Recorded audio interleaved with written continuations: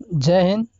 तो आज हम लोग पढ़ने वाले हैं हिंदी का सब्जेक्टिव प्लस सब्जेक्टिव के साथ जो है सो एक ही वीडियो में कवर होते चलेगा हिंदी ग्रामर। अगर इस चैनल पर नया है तो चैनल को सब्सक्राइब करके नोटिफिकेशन कॉल कर लीजिएगा। और इस वीडियो के डिस्क्रिप्शन में मेरा सोशल मीडिया का लिंक दिया गया है, इंस्टाग्राम टेलीग्राम, तो वहाँ से आप उसको ज्वाइन और फॉलो कर सकते हैं और फ्री में PDF और नोट्स पा सकते हैं। और एग्जाम से संबंधित कोई भी डाउट हुआ, कोई भी समस्या हो तो वहाँ हमसे कांटेक्ट कर सकते हैं और समस्या को सॉल्यूशन पा सकते हैं। तो चलिए वीडियो को शुरू करते हैं बिना टाइम गवाते हुए। इसके पिछला वीडियो में जो है हम लोग कारक के भेद पढ़ लिए थे कुछ, और कुछ भेद जो है इस वीडियो में करने वाले हैं। उसके बाद जो है सो समास पढ़ेंगे। तो वीडियो को ध्यानपूर्वक देखिएगा क्योंकि एग्जाम से संबंधित काफ़ी हेल्पफुल होगा, सब्जेक्टिव और ऑब्जेक्टिव के साथ होगा। चलिए वीडियो को शुरू करते हैं।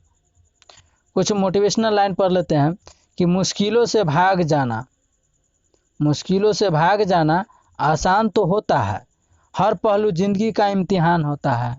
अगर सुबह जागते हैं तो हर समय जो होता है वो ज़िंदगी का इम्तिहान यानी कि परीक्षा होता है। और डरने वालों को मिलता नहीं कुछ ज़िंदगी में, लड़ने वालों के कदमों में जहां होता है। तो देखिए, हर पहलू जो है से एक न एक इम्तिहान होता है। आप लोग सोचे भी होंगे, थोड़ा सा गलती करने के बाद आप कुछ समय के बाद या उसी समय जो है सो काफ़ी दुखद भुगतना पड़ता है। तो मुश्किलों से भाग जाना तो आसान होता है, लेकिन हर पहलू ज़िंदगी का इम्तिहान होता है। हर पहलू कहने का मतलब है जो हर समय जो है ज़िंदगी का इम्तिहान होते रहता है। गलत कीजिएगा तुरंत सज़ा मिल जाता है, पैर घिसट के चलेगा ठोकर लगेगा दर्द मिलेगा। डरने वालों को मिलता नहीं कुछ ज़िंदगी में, लड़ने वालों के कदमों में जहान होता है। तो समझ में आ गया होगा। चलिए नेक्स्ट करते हैं टॉपिक पर।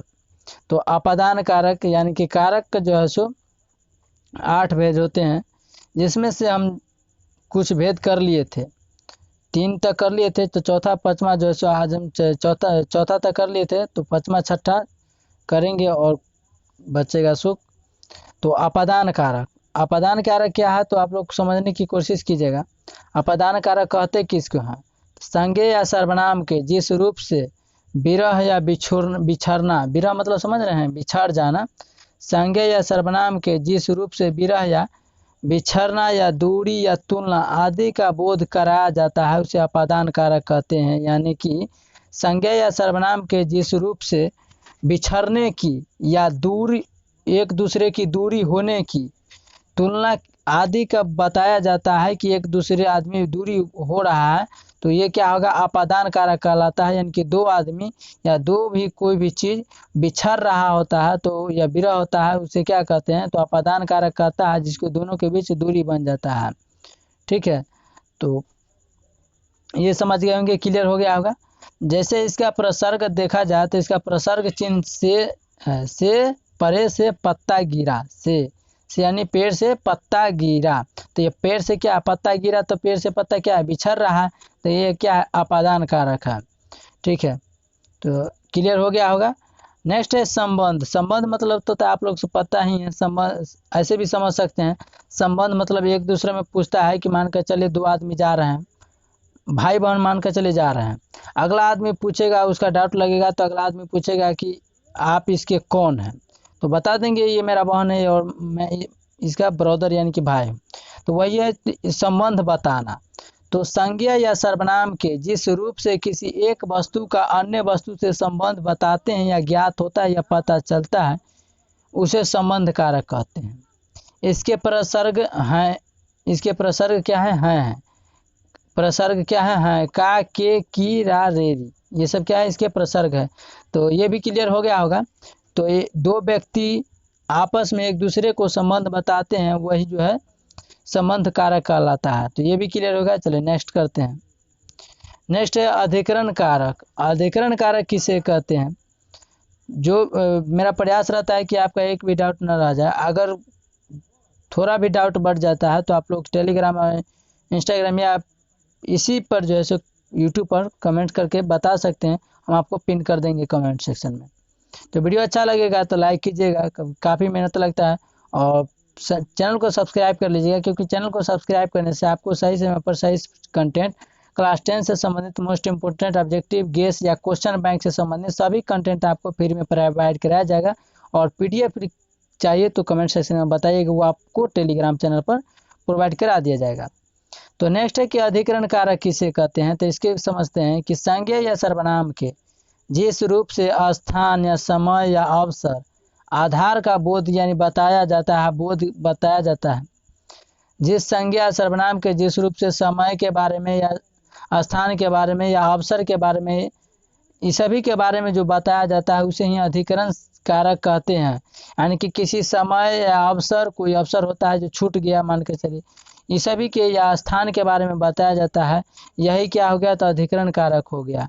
और इसका चिन्ह जो होता है वो में होता है, में पर। ठीक है, तो ये भी क्लियर हो गया होगा।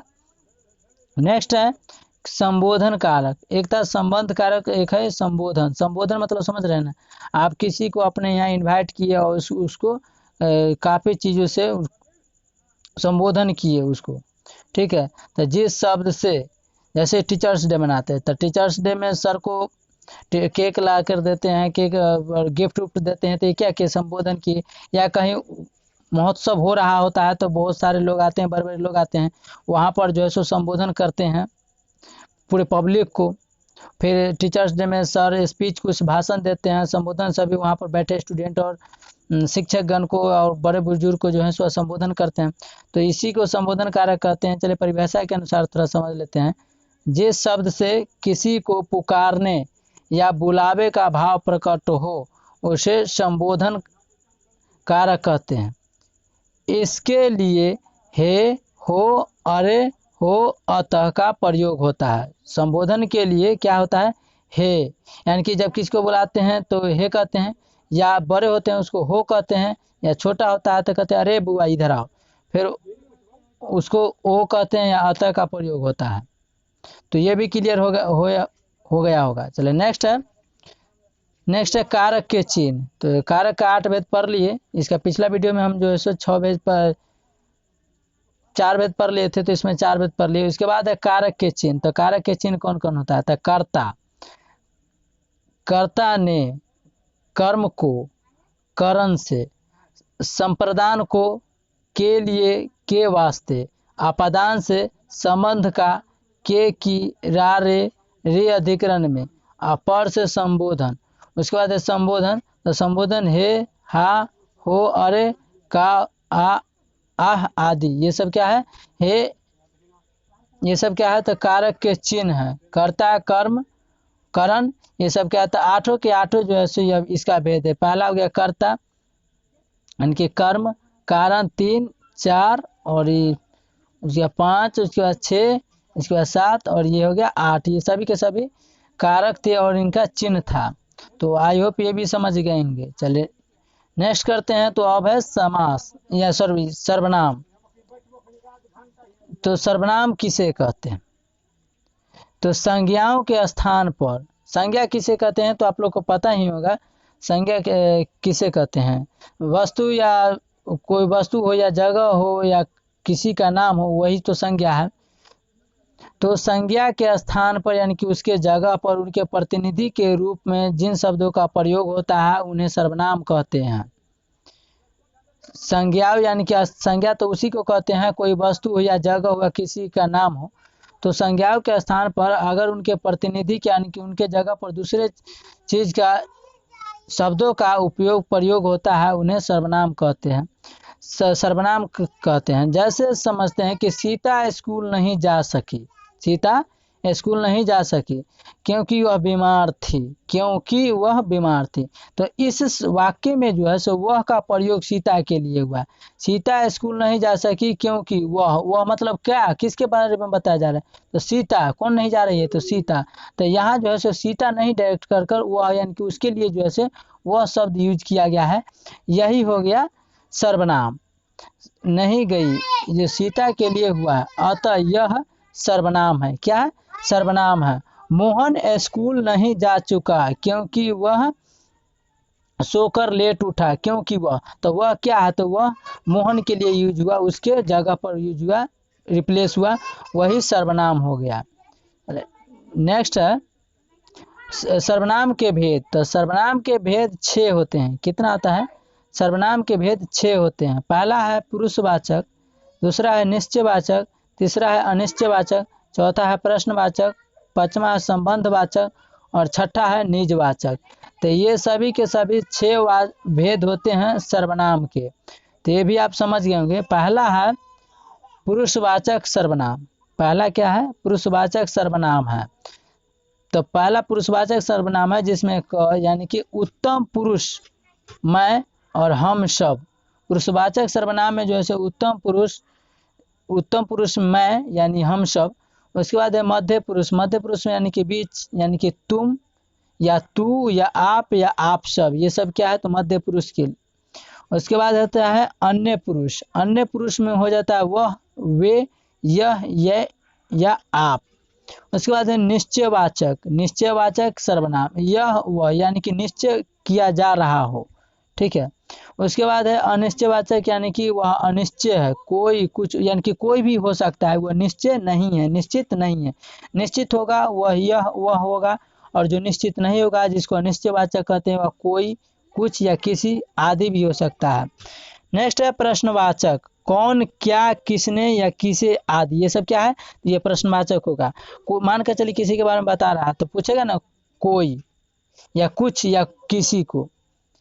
प्रश्नवाचक यानी कि कौन था या क्या या किसने या किसे, ये सब क्या है? तो पूछने लायक है। तो यही हो गया प्रश्नवाचक, जो प्रश्नवाचक के स्थान पर ये यूज होता है। नेक्स्ट है संबंधवाचक। संबंधवाचक जो संबंध दिखाता है, वह जो मेरा भाई है, वह जो मेरी बहन है। तो जो किसके लिए आता है? संबंधवाचक के लिए। वह भी संबंध बताता है कि वह मेरी बहन है, वह मेरा भाई है। जिसे मैं अपने गोद में लिए था, वह मेरा छोटी बहन थी या छोटी भांजी थी। ये सब क्या है? संबंध बता रहा है एक दूसरे से। उसे, जो, सो आदि, ये सब क्या है? तो संबंधवाचक है। नेक्स्ट है निजवाचक। निज मतलब होता है नजदीकी का बोध कराया जाए उसमें। तो निजवाचक यानी कि नजदीक में जो होगा उसके बारे में बताया जाए, जैसे कि अपने, आप, भी सामने रहेगा, भीड़ में रहेगा, उसी को ना कहते हैं आप थे हमारे साथ, या अपने हैं ये सभी। आप ही सामने रहेगा उसी ना, आप ही या आप सो, ये सब जो है सो निजवाचक या नजदीकी का बोध कराता है ये सब। तो ये 6 के 6 भेद जो है सो सर्वनाम के 6 भेद होते हैं, कारक के 8 भेद होते हैं। तो ये लोग आप याद हो गया होगा, ये यहाँ तक क्लियर होगा। चलिए नेक्स्ट करते हैं। तो आज के लिए इतना ही। आई होप ये वीडियो आप लोग को अच्छा लगा। मिलेंगे नेक्स्ट वीडियो में। आज के लिए इतना ही। Thank you. जय हिंद।